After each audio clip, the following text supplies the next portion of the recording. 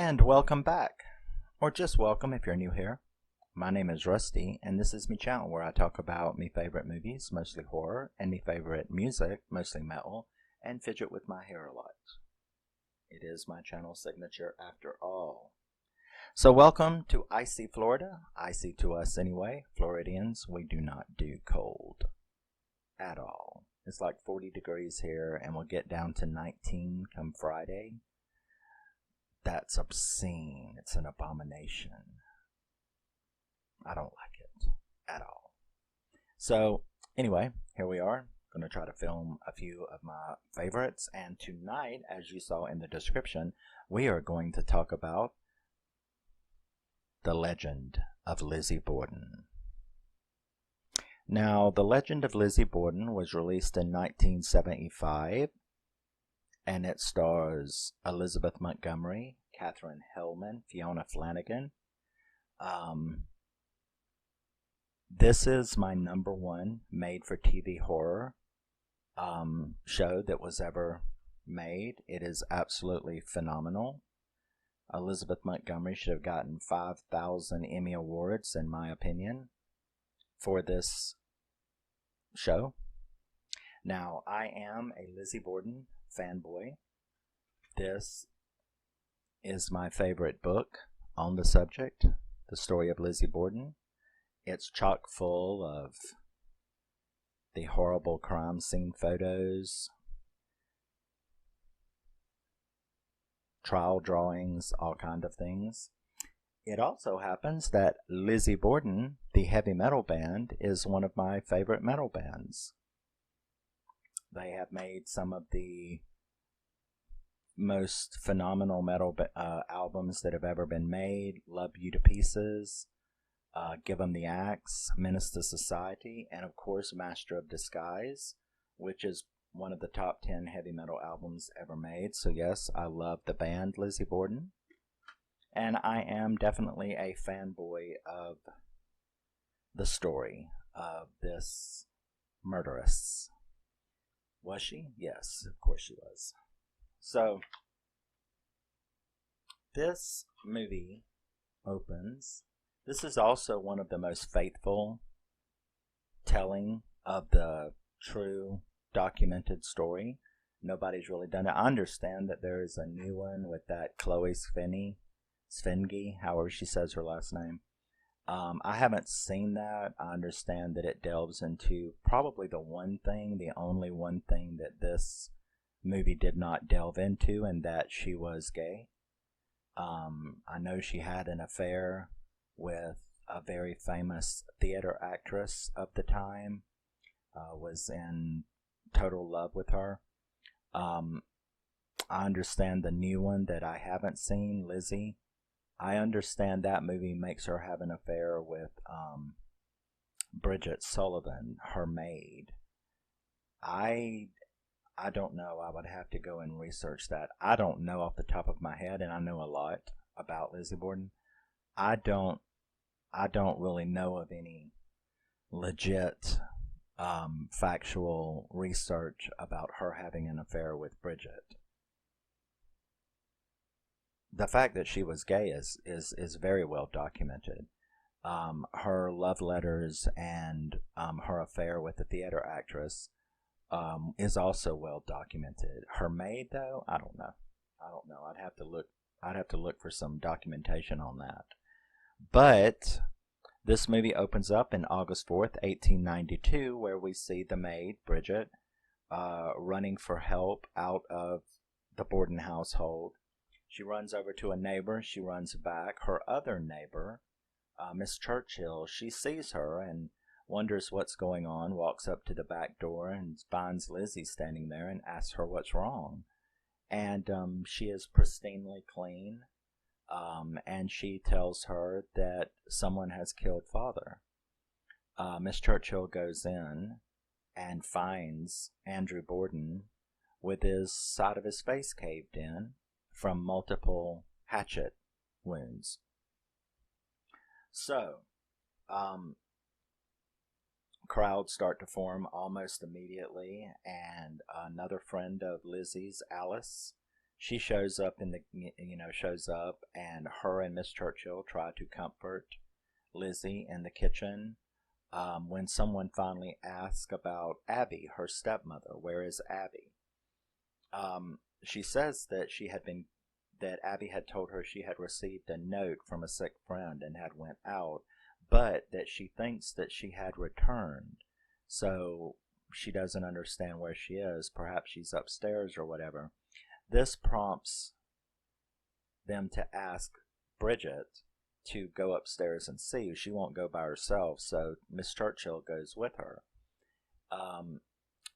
Bridget gets to the top of the stairs, however, which is in a direct line view to the guest room, and can see her laying on the other side of the bed. Miss Churchill sees the same thing, and boom, now we have Lizzie. The mayor arrives. You have to remember this is 1892. So the mayor arrives, the local magistrate arrives. They look around, they go in there to Abby, where they find her also face down, with her head obliterated from the back, whereas Andrew was on the side. Abby was in the back, and her head had been caved in with hatchet wounds as well. So her sister Emma, played by Katherine Helmond, remarkably. If you don't know who Katherine Helmond is, she was in that movie Brazil. She was also in Who's the Boss, the TV show. She was also in that funny show with Billy Crystal. I can't think of the name of that series, but Billy Crystal was in it. She was in it. But Katherine Helmond is absolutely phenomenal as Emma. So Emma returns and is shown the bodies because they've now been brought down and laid out. So, the first chance when she gets alone with Lizzie, she asks her, did you kill father? Did you do this? She innocently says, no, I did not. So,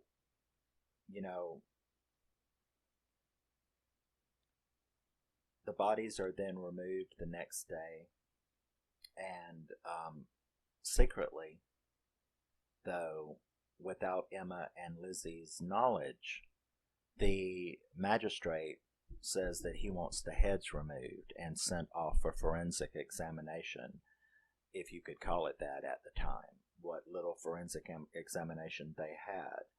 So that night, the mayor and everyone is, of course, at Lizzie's house. You have to remember, Andrew Borden was one of the richest men in this place, in this area. So the mayor was there.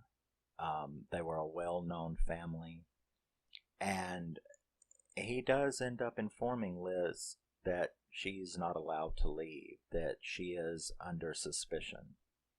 So once he does that, she seems perfectly fine with it, and we start to get these little flashbacks about the Borden household.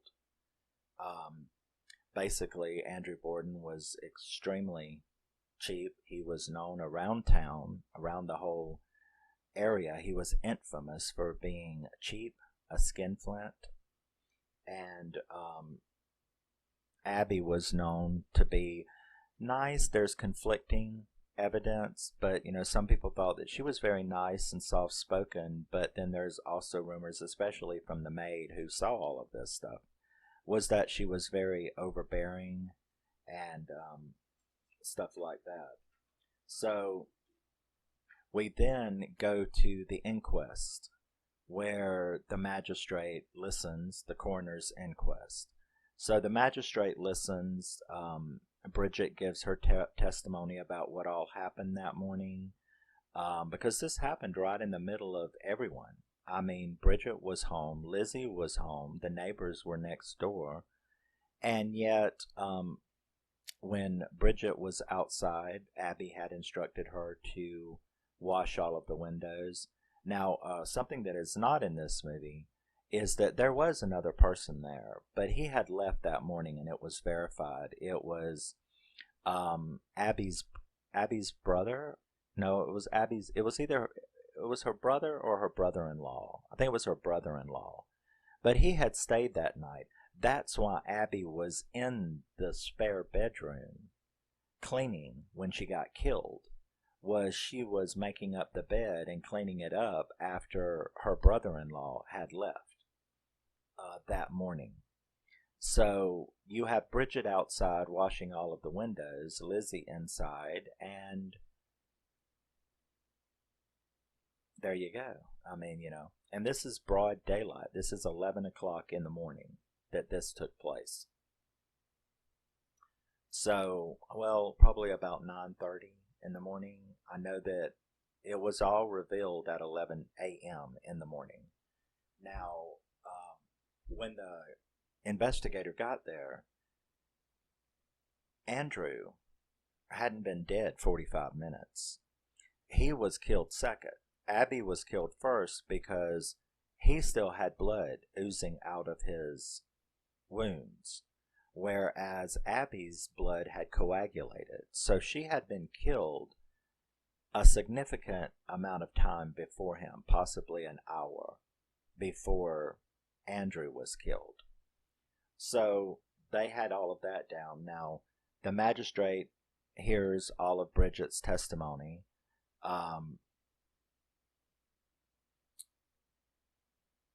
Once her testimony is done, Lizzie is informed that Bridget is leaving their employment, that she's not even going to go back to the house, that she is free to go, like leave, which, yeah, I think I would make that same decision. So,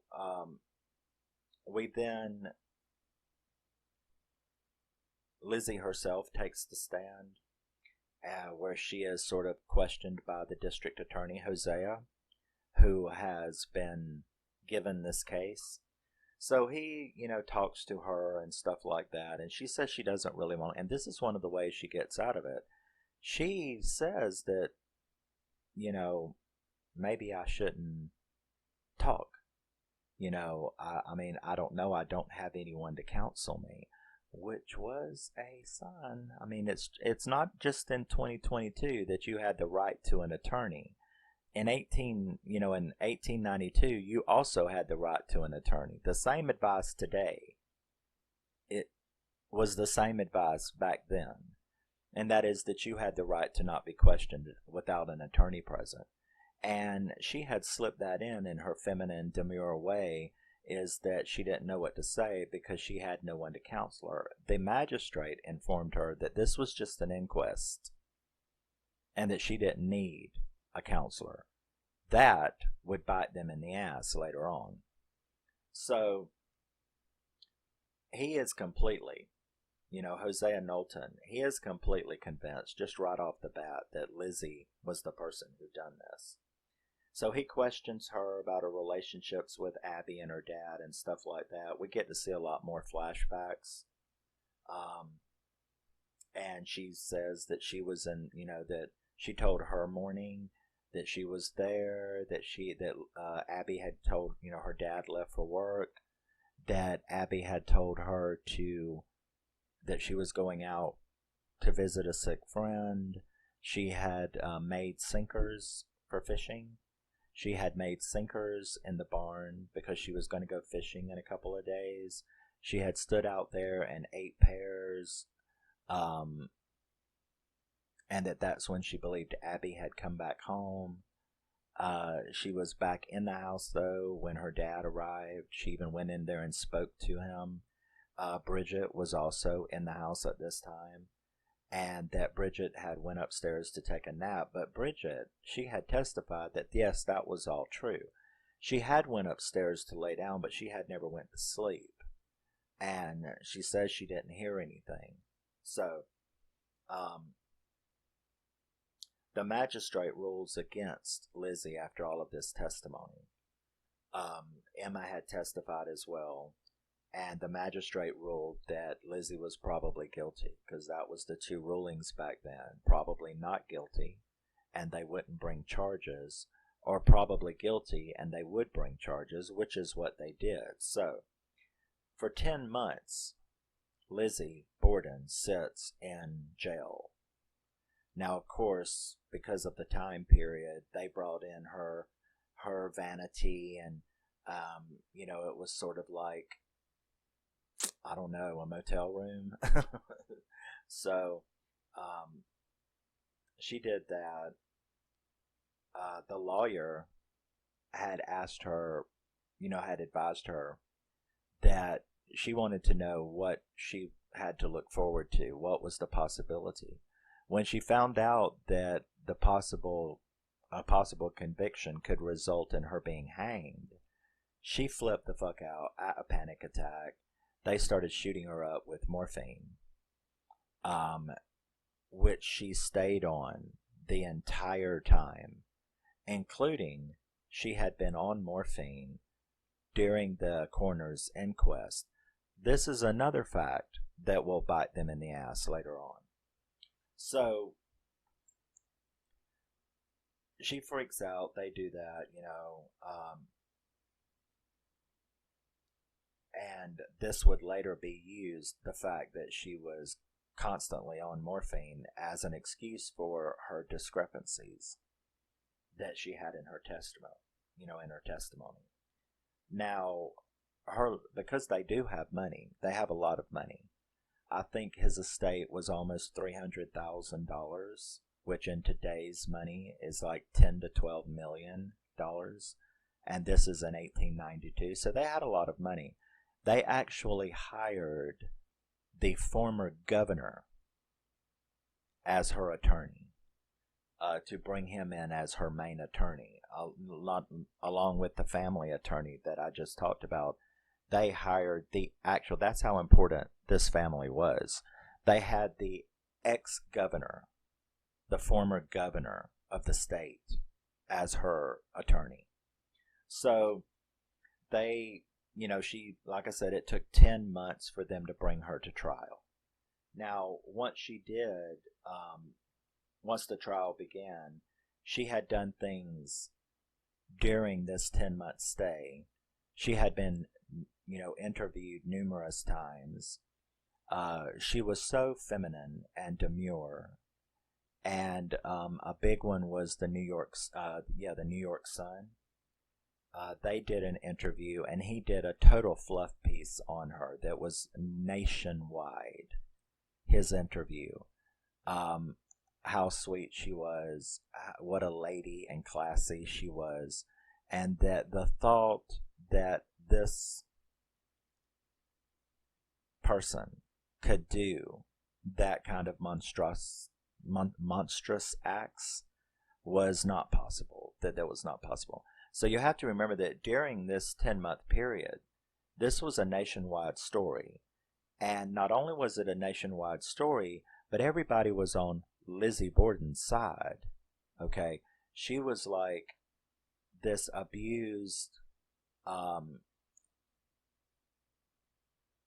vindictive prosecuting, that this was crazy, that there is no way that she could have done that. The trial taking place in 1893. Because of her station, because of her money, because of who she was, and the way she carried herself. She was the ultimate lady. So they, of course, wasn't going to believe it. The mayor even tried to convince Hosea, the district attorney, that I don't think you want to go here. Are you sure you got time to back out? No. He wants to get this bitch. So they keep on doing that. There's articles that slamming the DA, slamming the prosecution. The DA, of course, is furious about it. He keeps on going. Even when the DA would show up at the trial dates, he would be jeered and booed and stuff like that. So I guess this was sort of like the first kind of OJ trial. You know what I mean? Bridget testifies. Obviously, she has now... I believe that she was responding to public pressure, because no one, regardless of what they believed, because Bridget knew that this beautiful picture that was being painted by Lizzie and Emma, friends, acquaintances of this family, they were painting this picture of sublime peace. And Bridget, well, they all knew that that was not true, especially Bridget. She saw the fights. There was monstrous fights between Lizzie and Abby, Lizzie and her father. She was disgusted by the way he made them live. You're talking about an extremely rich person, and they didn't even have inside toilets. They had a basement latrine, which is basically you go down into the basement, flip up a lid, and you're basically shitting in a hole in the bottom of the house. And this is one of the richest men in the state.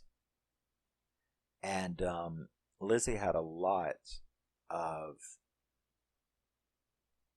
anger about being a young woman who was a high-class debutante and yet was being forced to live and wear the same dresses every year and live under the rule of this skinflint. And then you had Abby, who was always getting Andrew to give money to her sister to help them out and stuff like that, and always complaining to Andrew that if something happened to him, she would be left homeless and penniless because the girls would not give her anything. So she was always needling him to change his will. And I'll be damned if Lizzie Borden, understandably so, I'll be damned if Lizzie Borden was going to let, beg crumbs off her stepmother after her daddy was dead. So she was not about to let this will get changed and modified in a manner in which Abby held the purse strings of this family. She was not going to do that.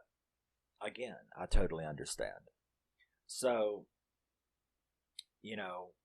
they do the trial. During the trial, they have all this testimony. The forensic guy comes, and a lot of it blows up in the DA's face. He didn't even know what the forensic person was going to say when he put his ass on the stand. That's how sure he was of himself.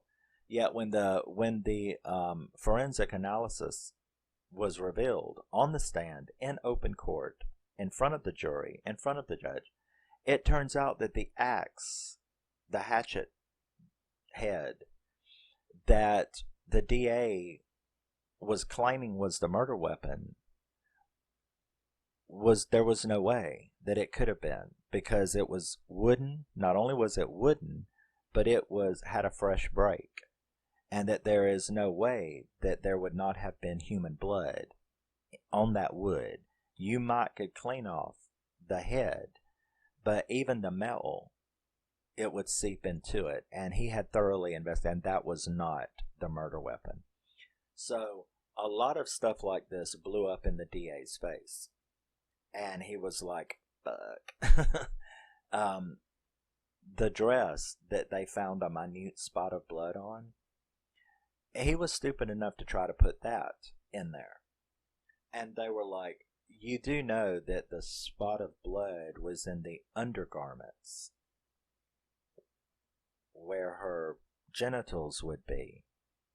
That this was menstrual blood. This was not on the outside of the dress. It was one little spot up, and so that blew up in his face as well.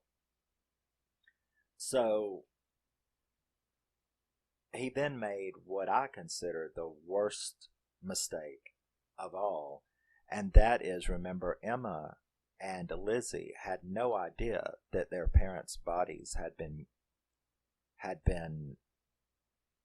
mutilated in that way. They had removed their heads and had taken them off and had stripped them down to skulls. And he came in without prior knowledge, which I don't even know how they got away with that. They wouldn't get away with that today. But how the defense attorney did not know. And he brought in those heads. That's how the forensic guy showed that that was not the axe. And he actually had his assistant put the axe into the hole. And so Lizzie, in front of 150 people in the gallery. Faints dead away. You know, how dare you do that in front of a lady?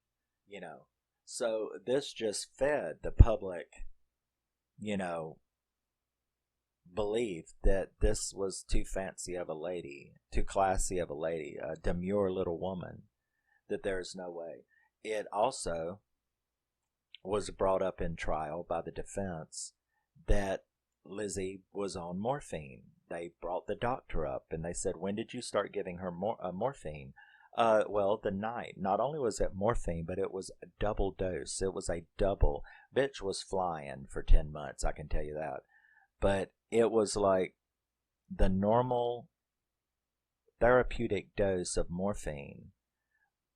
She was given double the normal therapeutic dose of morphine and had been getting it since the night of the murder, right through the inquest, right through the trial. And when when the defense attorney was like, "Well,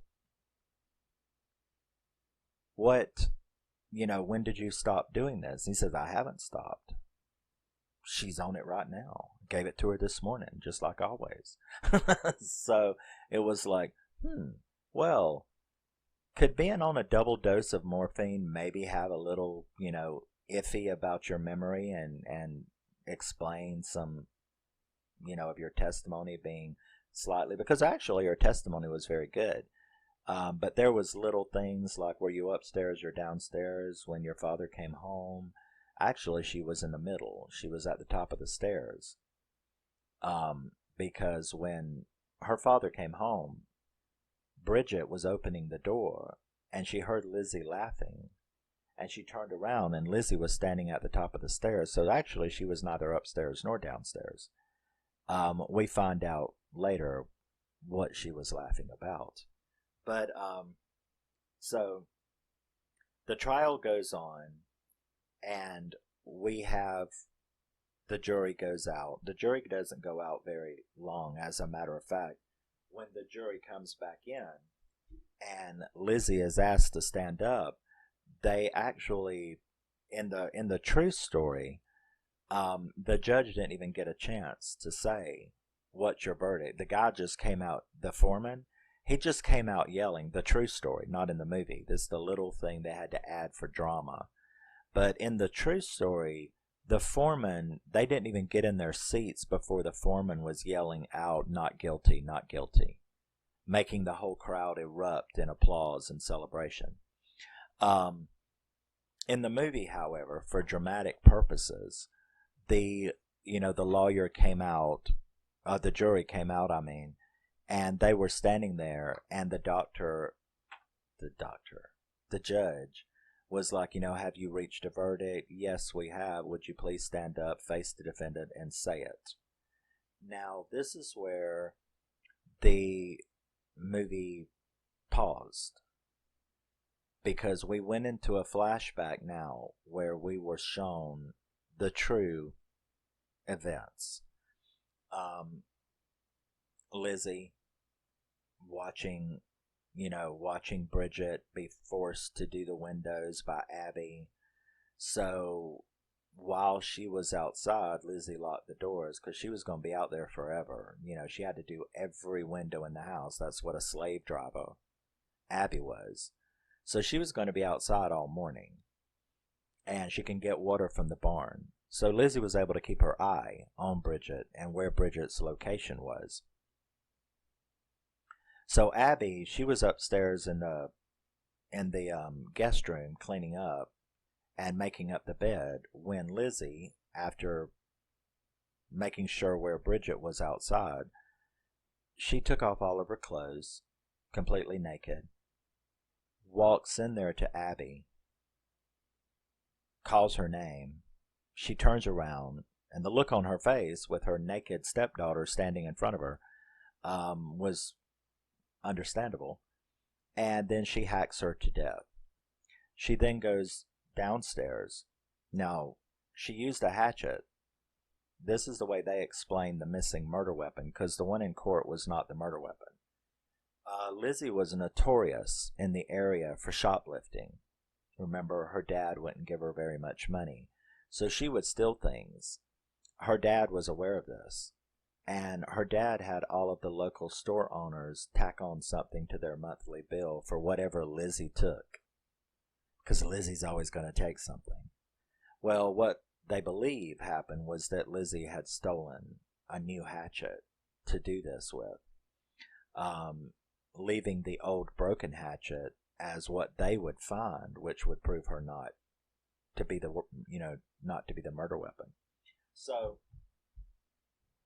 after she hacks Abby up, she gets completely redressed after going downstairs, washing her off, because in the real story, the only blood in the house there was some bloody rags down in a basin in the cellar, in the basement, one of those big round wash basins. There was some rags and bloody water in it, which they never bothered to test.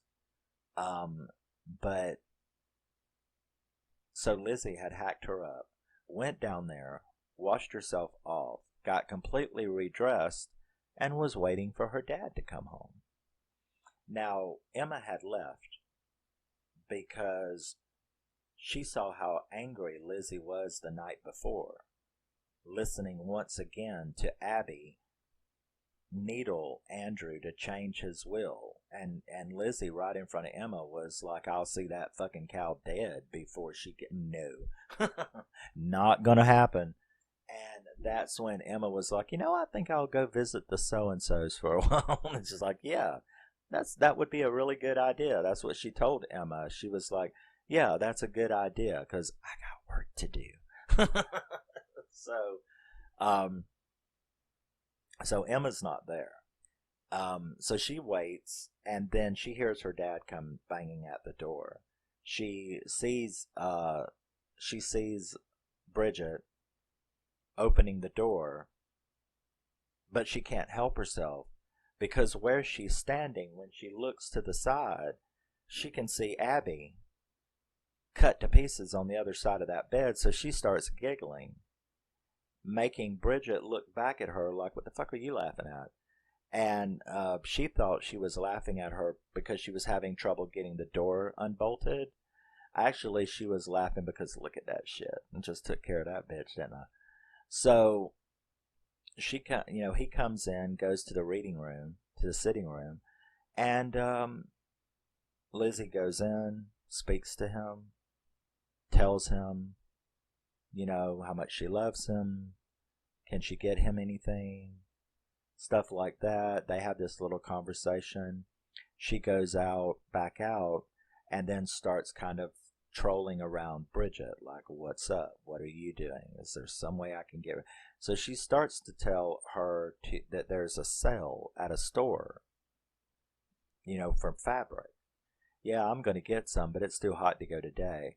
And then that's when she said, yeah, you do look really hot. Maybe you should go lie down and take a nap. And that's what Bridget did. She went, she lay down. She never went to sleep, she says. But she laid down to rest from all of the hard work of washing those windows, at which point Lizzie again strips completely naked, walks down there, gets the axe, the hatchet, and then goes into the sitting room and just says, Father. And he turns around and looks at his naked daughter standing there, and then she hacks him all to pieces. Then she goes out, cleans up again, gets completely redressed, and waits for that moment when she can scream, have Bridget come running, and she can tell her, please go get help, someone's killed Father. So we see, and the way that those murders were filmed was absolutely phenomenal. Elizabeth Montgomery's portrayal of Lizzie Borden is absolutely phenomenal. And those murders were horrific. And I actually couldn't believe, but I've said this before about TV movies from the 70s, they got away with a lot of shit in the 70s with TV movies. Because they were very bloody. The scenes very bloody, very brutal. They even show Elizabeth Taylor. They even show a little bit of nudity. And the cinematography was phenomenal. The way that it was filmed.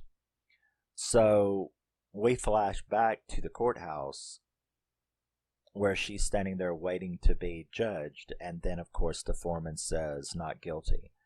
Everybody erupts. She goes outside.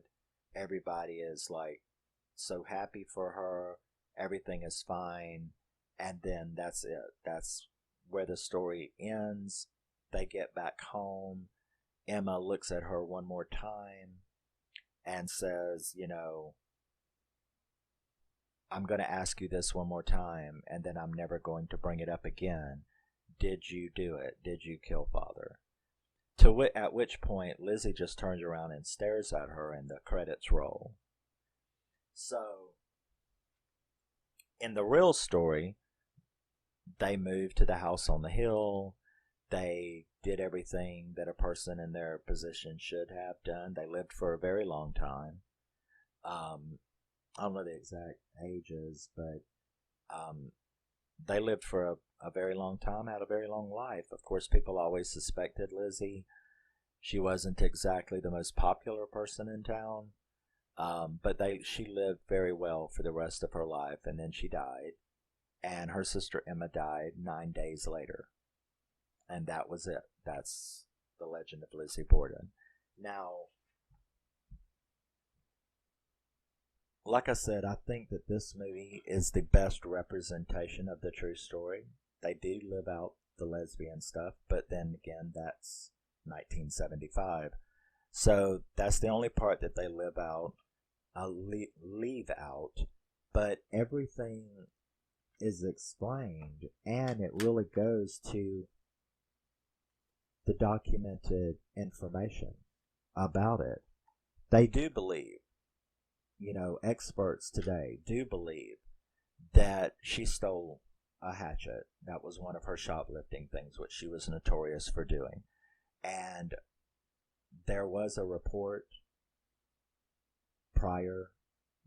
very soon prior, that she had been accused of stealing something.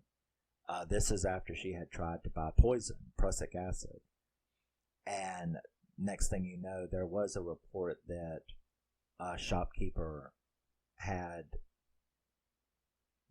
it reported to him that she had stolen something, but he didn't know what it was. They believe it was that hatchet, because that was the only thing in the inventory that he could find missing and did not remember selling. So, as far as the blood, anyone who committed this crime would have been bloodied in a way that no way for you to clean your clothes or anything like that. So they do believe that Lizzie Borden committed these crimes naked, because that way you could wash it off. It's not like we had DNA in 1892. So that would have been a very smart thing on her part, was to do these crimes nude. And there are even criminals today, if you watch true crime, there are criminals who use that very thing. Doing a crime naked is a really good way to not get blood on your clothes. So that makes sense. So I absolutely love this movie. It is my number one TV horror movie. Elizabeth Montgomery is fantastic. As you can see, no one has ever touched the performance, and no movie has touched so close to the truth of this story. Did Lizzie Borden do it? Of course Lizzie Borden did it. It is a foregone conclusion. I watched some mock trial that they had where they brought in strangers who had not heard of the Lizzie Borden case, which that was, who was it, 48 Hours or somebody did that? I watched that show, and that was kind of interesting. They gave all of this evidence, but see, there's just no way. I don't think that you can do a mock trial of that today, because you cannot be in the mindset of 1892. no matter if you do grab someone off the street and bring them in, and you go, have you heard the story of the legend of Lizzie Borden? The story. Do you know the legend of Lizzie Borden? Sure, you can find people that have never heard of it. Maybe someone watching this has never heard of it. But can you make them think like a person in 1892 would think? Believe these things? In 1892, they don't believe a female could do this. So even though they brought in modern day people and did a mock trial, they still found her not guilty of Abby's death. There just wasn't enough to prove it. And they reluctantly convicted her of, or was it the other way around? They convicted her of Abby, but they didn't convict her of her dad. But either way, there's just so many differences in our mindset. Almost anybody looking at the evidence knows that Lizzie Borden did this, because we are not under the the misperceptions that existed in 1892. There's not one person watching this show that doesn't believe that a female from 14 to 60 couldn't do something like this. Of course they can. There is someone going, hey, do you think this demure woman hacked her mother and stepmother and father to death over money? Yeah. So, of course, there's hundreds of videos of people who did that exact thing on YouTube right now. I mean, you've got 14 and 15-year-old little girls like that one that took her 9-year-old, her little sister's friend, took her out in the back in the woods and stabbed her to death and buried her and all that kind of stuff, just to do it, and even wrote it in her diary and stuff like that. Can't think of her name right offhand, but so yeah, I just don't believe you can have a trial, because there's no way for you to get people with the mindset of 1892. I know, though, that in 1892, I would have found her not guilty. Today, I would have found her guilty. I myself know that she's guilty. Of course she is. And understandably so. I mean, I'm not saying that a pissed off 32-year-old who has been forced to live like a pauper when they've got millions of dollars in the bank should go out and kill the skinflints that are controlling them. But this was 1892, and there was a lot of abuse that went on of all different shades and colors. So it's not that I'm a fanboy of Lizzie because I think she should have murdered her parents. I'm a fanboy because I think she's fucking cool. I don't know what to say. I'm a horror fanatic. So I think that she had enough shit, and she stood up and did something about it. It was the wrong thing, but she damn sure did it in the right way, because she got away scot-free with it.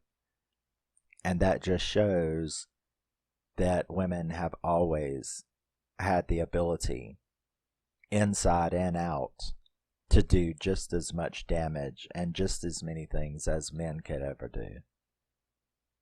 So yes, that's Elizabeth Montgomery, 1975's Legend of Lizzie Borden. My number one TV horror movie. My second would be Bad Ronald. The third would be The Stand, Stephen King's The Stand. The Day After, which isn't exactly horror, but yeah, it is. And Storm of the Century. I'd have to kind of think about the bottom 5 of a top 10 list, but yeah, Legend of Lizzie Borden, Bad Ronald, The Stand, The Day After, and Storm of the Century. That would definitely be my top 5. So, thank you very much for spending a little time with me while I talk about Lizzie Borden, who took an axe and gave her mother 40 whacks. And when she saw what she had done, actually it was like 18. And when she saw what she had done, she gave her father 41. And how many whacks was his? Like 12 or something? It wasn't 40 and 41, but it was enough. You know what I mean? Thank you very much. I will see you in the next one. Love you, miss you. Bye-bye. Always remember and never forget you're a very, very, very special person. Even if you're not walking around naked and hacking up your parents in the middle of the night. Oh, I'm sorry, in the middle of the day. With a maid in the house. And the neighbor lady standing outside messing with her flowers. Okay? You're still special. But I'll see you in the next one. Bye-bye.